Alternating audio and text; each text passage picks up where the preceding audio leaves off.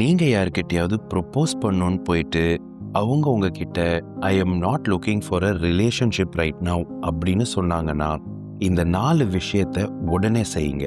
முதல்ல accept it as a clear boundary and don't decode or negotiate. நீங்கள் வந்துட்டு அவங்களோட பாஸ்ட் பிஹேவியரை வச்சுட்டு நீங்கள் வந்துட்டு இல்லை உங்களுக்கு அஃபெக்ஷன் இருக்குது, வேறு ஏதோ ரீசன்னால இப்படி சொல்கிறாங்க அப்படின்னோ, இல்லை நீ ரைட் நவ் சொன்னியே ஒருவேளை ஃப்யூச்சரில் உனக்கு என்ன பிடிக்கலாம் அப்படின்ற மாதிரியோ நீங்கள் போய் நெகோஷியேட் பண்ண பார்க்காதீங்க. நீங்கள் அப்படி நெகோஷியேட் பண்ணிங்கன்னா உங்களை தான் அது ஹர்ட் பண்ணும். ரெண்டாவது, stop being in their orbit. நிறைய சிச்சுவேஷன்ஸில் உங்கள் 2 பேருக்கும் காமன் ஃப்ரெண்ட்ஸ் இருக்கலாம், உங்கள் 2 பேருக்கும் காமனாக தெரிஞ்ச மக்கள்கள் இருக்கலாம், இந்த மாதிரிலாம் இருக்கும். இந்த சிச்சுவேஷனில் try to disconnect yourself at least for some time.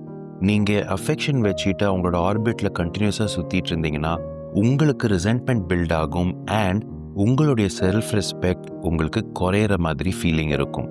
மூணாவது, இந்த ஜஸ்ட் ஃப்ரெண்ட்ஸ் அப்படிங்கிற ஆஃபரை நீங்கள் அக்செப்ட் பண்ணிக்காதீங்க. Be honest and tell them that I am looking for a relationship right now. Platonic friendshipங்கிறது எனக்கு ஒர்க் அவுட் ஆகாது அப்படின்னு நீங்கள் ஃபர்மாக அவங்கக்கிட்ட சொல்லுங்க. நாலாவது, ask yourself this question.